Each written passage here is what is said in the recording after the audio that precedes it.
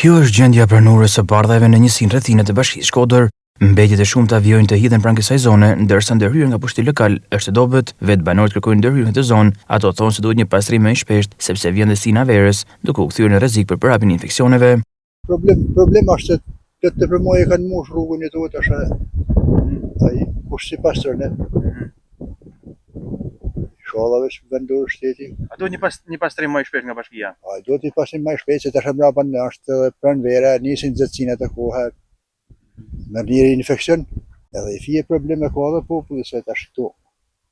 Edhe na si banor nuk do të më qitë kështu, se do të më rujt i fije pastërtinë.